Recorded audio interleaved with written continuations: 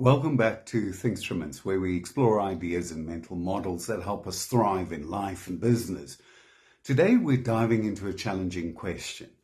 Do we really have the right to believe whatever we want, especially in business? Belief, that warm, comforting blanket we wrap ourselves in when logic feels a little too chilly.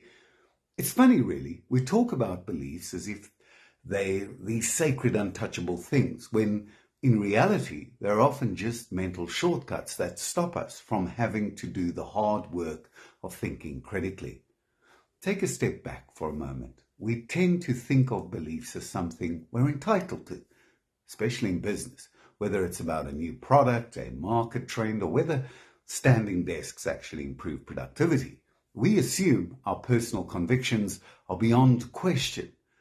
But here's the rub. What happens when our beliefs don't just impact us, but everyone else in the room?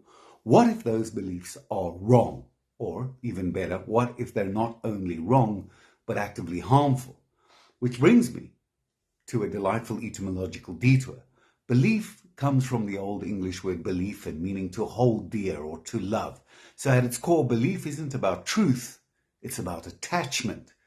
It's about wanting something to be true because, let's be honest, it's comfortable. And therein lies the danger. Just because we love something or feel deeply about it doesn't make it true. Ask any drug addict, or more alarmingly, a pedophile. They're emotionally attached to their beliefs too. Doesn't make them right. Belief, when unchecked, has a nasty habit of wrecking not just your own life, but the lives of everyone around you.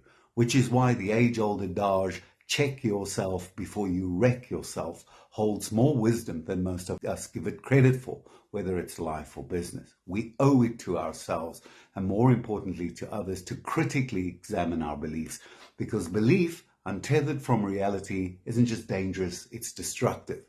Now let's talk about how this plays out in the business world, where beliefs don't just guide your decisions, they determine the future of your company. You might believe that your new product will be the next iPhone, or that a market trend will continue indefinitely. But here's the kicker.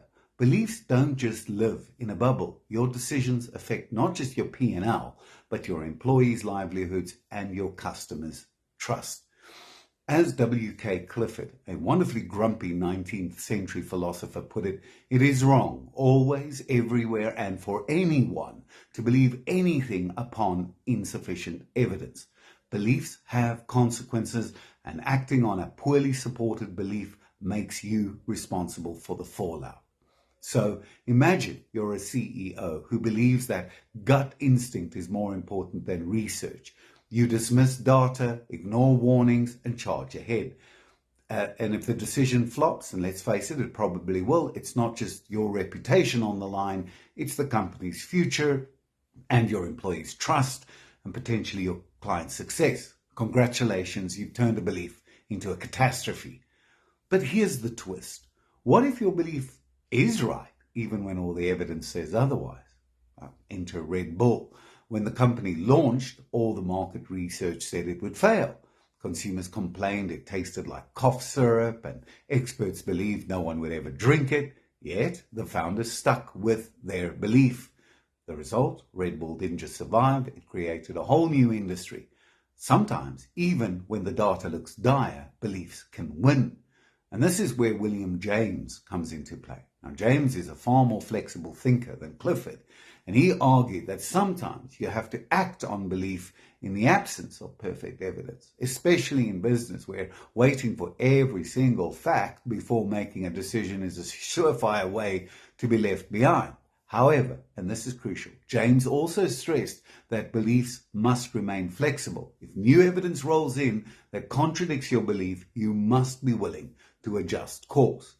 Of course, this all gets tangled up with human psychology, as Daniel Kahneman and other behavioral economics guys demonstrated. People are predictably irrational. We don't make decisions based on logic or data. We make them based on feelings, habits, and biases. Red Bull didn't succeed because it tasted good. It succeeded because it felt good. The brand tapped into a lifestyle and an emotional connection that transcended flavors. Sometimes it's not about the product, It's about the narrative surrounding it. Which brings me to the notion of probabilistic thinking.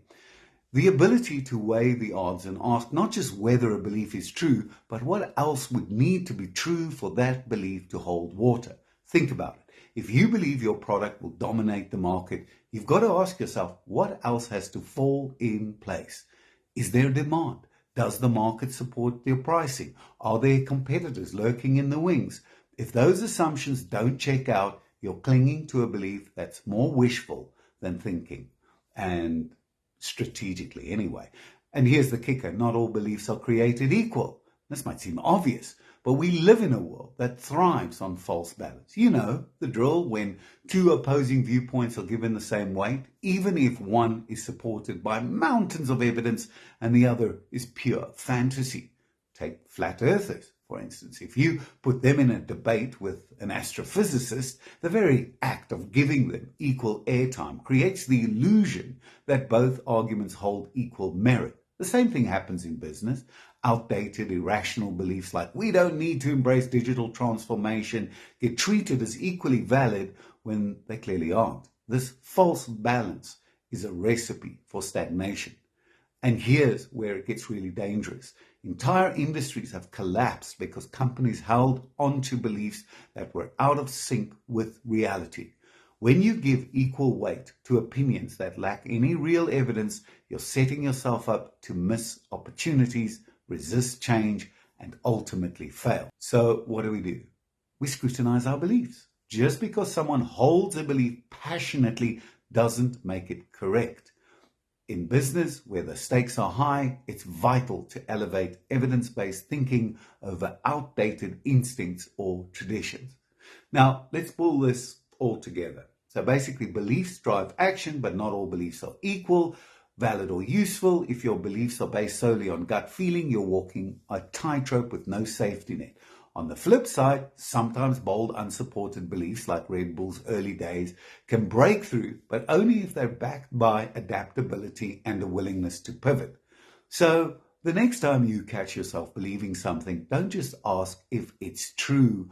Ask, for this to be true, what else needs to be true? The more you probe, the more you'll understand whether you're standing on solid ground or simply hoping the world bends to your narrative. Thanks for watching, and don't forget to like, subscribe, and share if you found this somewhat useful.